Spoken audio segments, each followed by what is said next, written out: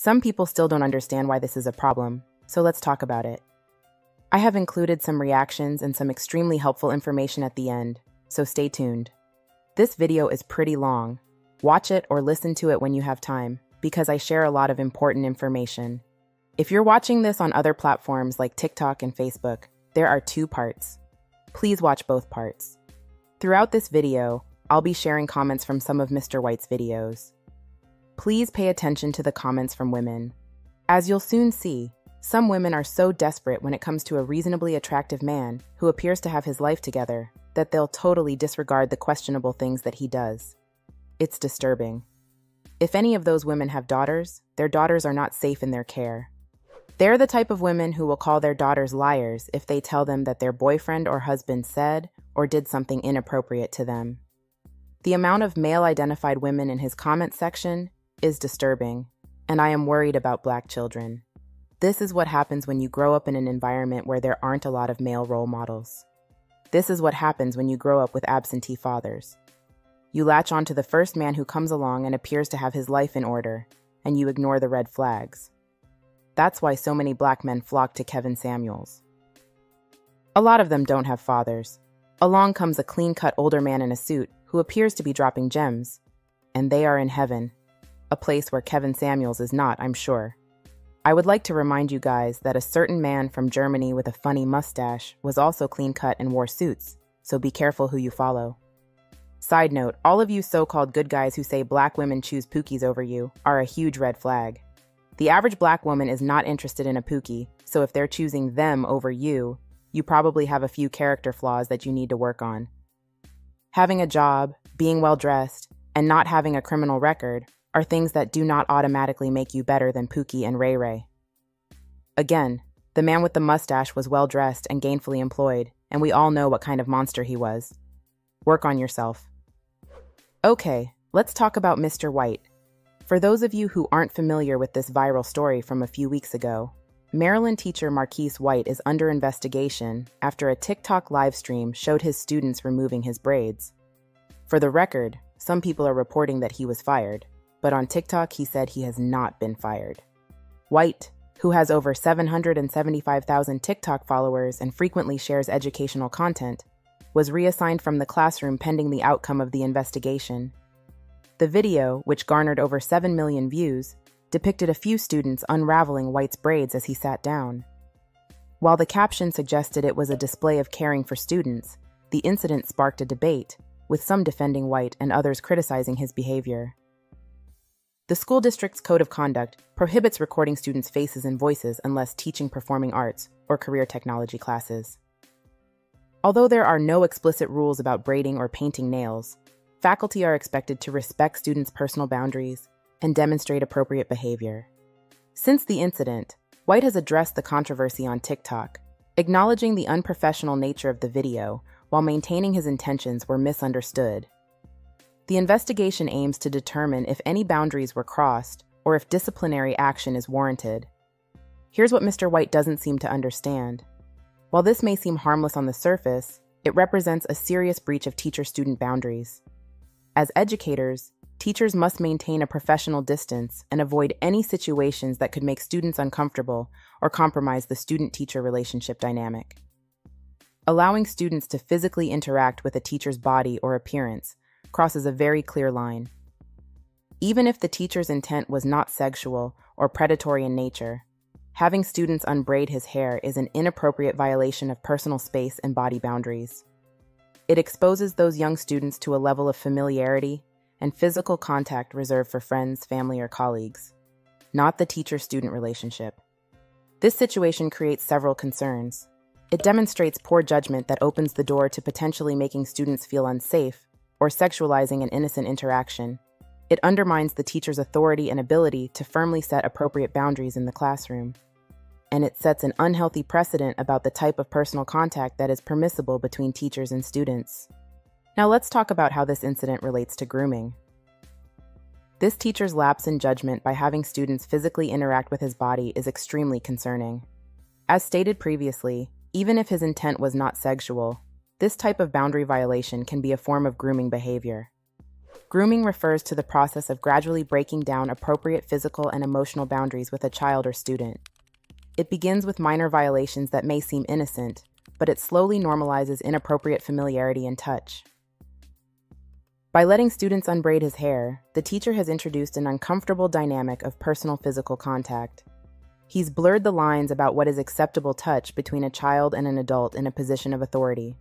This can be traumatic for young students who already have a very limited sense of personal boundaries. It trains them that it's okay for adults to have this level of physical access to their body or personal space. Worse, it could potentially desensitize the students to future boundary violations and groom them for more extreme misconduct down the road. If this relatively minor personal contact is permitted, where do the limits lie for future inappropriate behavior? Predators often use gradual grooming tactics to test boundaries and make inappropriate contact seem normal. This makes students more vulnerable to being exploited further. Again, while there's no evidence the teacher had predatory intentions, this type of personal physical contact sets a dangerous precedent. Even if unintentional, it mirrors the early stages of a grooming process. Now, let's talk about why some people don't see anything wrong with what Mr. White did. Some people who defend behavior like this are predators. That's just a fact. Take a look at any post about a minor being taken advantage of on social media, and 9 times out of 10, there will be multiple comments from predators who defend and make excuses for other predators. For example, when a female teacher is arrested for having an inappropriate relationship with a male student, we often see comments like, "I wish I had teachers like her." A lot of those comments are from predators who wish to normalize those inappropriate relationships. Some people simply lack awareness about the importance of maintaining clear physical and emotional boundaries between adults and children, especially in positions of authority like teachers. They may view it as an innocent, harmless interaction without grasping the larger implications. If some people cannot fathom the teacher having any ill/sexual intent, they may dismiss the action as meaningless without considering how it could make students uncomfortable or be a form of grooming. Some older generations may have more lax views about student-teacher boundaries based on different social norms when they were growing up.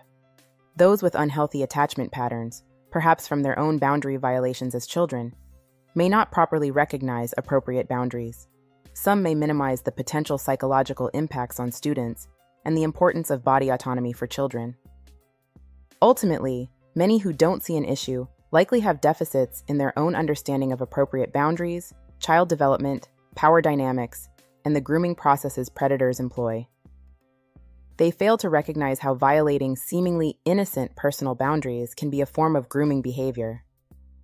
Teachers must maintain firm boundaries to retain students' trust and make them feel safe. Allowing this familiarity was an egregious violation that could have severe psychological impacts on the children involved.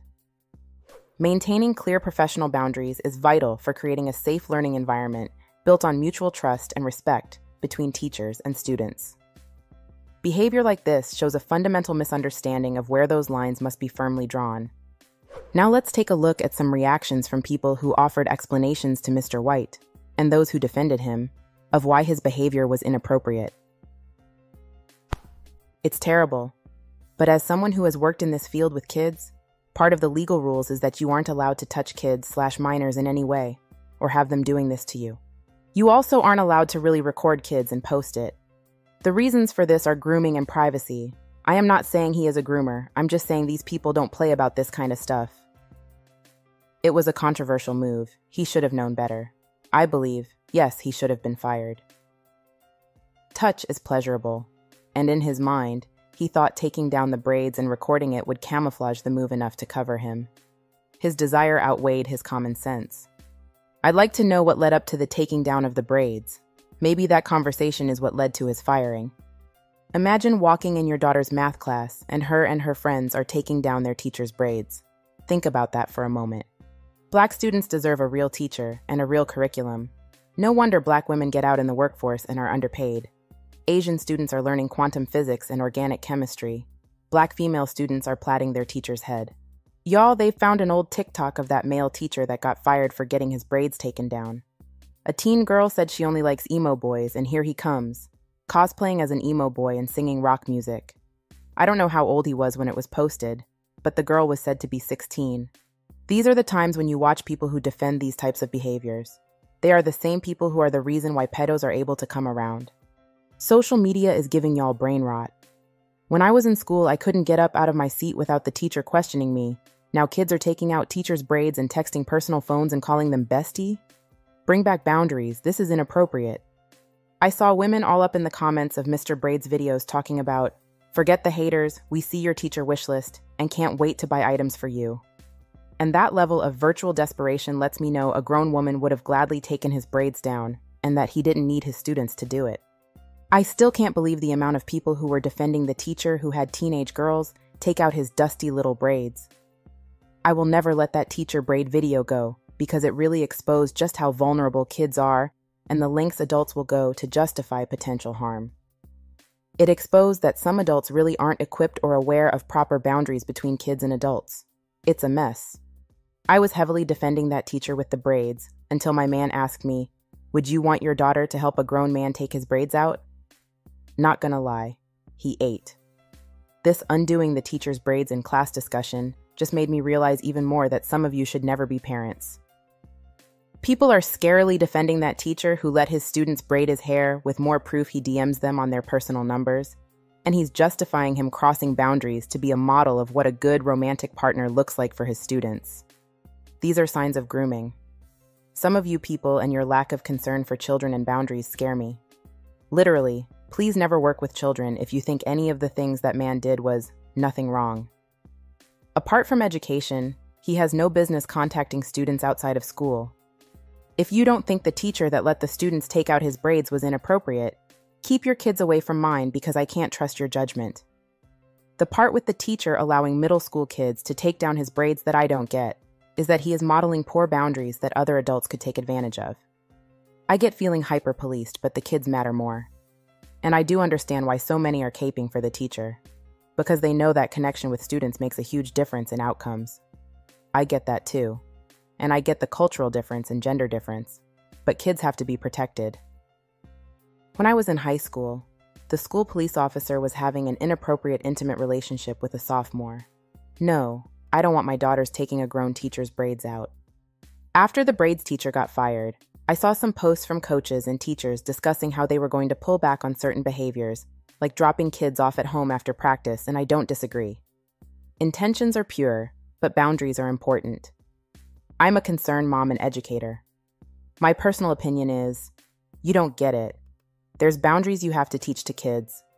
If not, they will become a victim of that one person who might not be a weirdo. She probably meant, might be a weirdo. As in, maybe they're not just someone who does weird things. Maybe they're actually a predator, which is a whole different level of weirdness. I get what she's saying, though. I think you're missing the point of why people are actually upset. You crossed the line and failed to acknowledge it. Before I wrap the video up, let's take a look at this interaction from TikTok. I want to talk about why this is a problem. This interaction includes comments from someone who stitched Mr. White's TikTok video and offered their opinion on the topic. This first person appears to be a middle-aged Caucasian woman. She said, "I'd be furious. You a grown man. This is totally out of line." And she ended it with a few hashtags. Stop the insanity, save the children, and reclaim our school systems. It's very clear that this person cares about protecting children.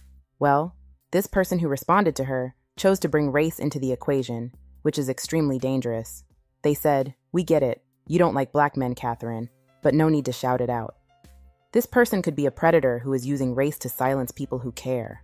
It's unfortunate that so many people chose to make this about race because what if he is a predator? I certainly hope he isn't, but what if he is? And what about actual predators in our race who will take advantage of this?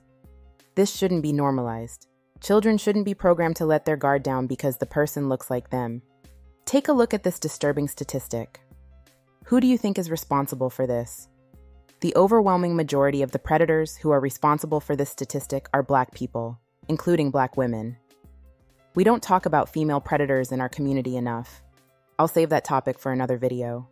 If a person doesn't have the instinct to protect children, please don't allow your children around them. Take a look around at the people in your circle who defend people like R. Kelly. Take a look at the people who excused what Mr. White did. I would suggest that you have a discussion with them. Try to get them to understand why it's inappropriate. If they continue to excuse the behavior, distance yourself from them. especially if you have children. I don't know what's going on with society, but I was shocked to see so many people defend him, especially women from our community. We really need to start prioritizing our mental health, going to therapy, and working on our self-esteem, because we're making ourselves and Black children even more vulnerable. Finally, I'm going to end this video with a TikTok video from a guy who can break it down even further for the people in the back. If you still don't understand why Mr. White's behavior was inappropriate, listen to this Black man break it down. And let me know what you think about this story in the comments. What are your thoughts on Mr. White's behavior? What was your initial reaction? And did this video help you? Let me know below. Also, don't forget to like this video and subscribe or follow for more content like this. Thanks for watching. Take care of yourself. We're asking the wrong questions, but the teacher was reportedly fired for having a group of girls take down his braids in class. We're watching this video and we're asking, are his intentions pure and is this too intimate? But those are the wrong questions to ask because we can only answer them after somebody's been harmed. The questions we need to be asking are, what is being normalized by this interaction? And what feelings might this interaction be causing in a child? As a youth development professional, your intentions are irrelevant when you realize your job is to model behavior that can and should be replicated by other people in your position. So what is being normalized by this interaction is being live streamed, physical touch and proximity. And it's being normalized not only for the young people, but for everybody watching. And that's important. At best, this interaction creates a foundation for something called transference. Transference is when feelings and desires get projected from one person to another based on past relationships and unmet needs. Transference can create feelings for a kid that are inappropriate and unproductive for a teacher-student relationship. So a young person who has unmet needs for affection, attention, and validation might project feelings of admiration onto an adult who just introduced physical touch into their relationship. That, in and of itself, makes a young person more vulnerable to harm when those inappropriate expectations aren't met. If those inappropriate expectations are met, or if they take those same boundaries into relationships with other adults. Inviting physical touch into a teacher-student relationship creates fertile ground for grooming. That's the process a predator uses to build trust and emotional connection with a young person they intend to manipulate, exploit, or harm. They might use attention, affection, guidance, and special treatment to fill an emotional need from a kid's life. Then they'll desensitize a young person to physical touch and sexual topics, starting small and building up. All the while, they're testing their boundaries to see how far they can push before a young person resists or someone speaks up. The entire time, there's plausible deniability. The point is to slowly push the boundaries and make everybody involved question whether or not their suspicions are warranted. The kid, the parents, the people around the kid. So if something doesn't feel right, but you just can't put your finger on why, or it doesn't seem like a big deal. If it seems like a gray area, but just not big enough to speak up about, that's the point. Making people question their own instincts means the victim and the audience are groomed or prepared for the next step. So how can you tell the difference between someone who's unknowingly creating the conditions where transference might occur and someone who is grooming a young person and the people around them for abuse? You can't. If you could, kids would be a lot safer. There are people who will say that this sort of interaction is necessary to build culturally responsive relationships in school. It's not. Cultural relevance and appropriateness come from the respect that teachers have for young people, the content they present, and the way they present that content in culturally responsive ways. There are 100 activities this teacher could have used to engage his entire class in culturally relevant bonding instead of having a handful of girls take down his braids. It would have been more effective, more inclusive, and help build their bonds toward one another in ways that are going to benefit their classroom. But he had an appointment to make, so he put his needs first. So in this video, I see a teacher normalizing the idea that his students will provide care for him using physical touch. It provides no benefit to the student-teacher relationship that couldn't be achieved in more effective ways. And if we let it slide, it provides a much wider gray area for people who intend to harm kids. Couple that with the fact that he has another video where he answers the students' questions about whether he prefers a pretty face or a big butt. Another video where he comments on the girl's size. And another video where he shows that he can be alone with students for a prolonged period of time. And it feels like we're being led down a path of escalating inappropriateness and desensitization. It feels like young people are being taught to accept standards in an adult-child relationship that will put them at risk in the future. It feels like professional negligence or grooming. I can't tell which, but it doesn't matter. It's unacceptable.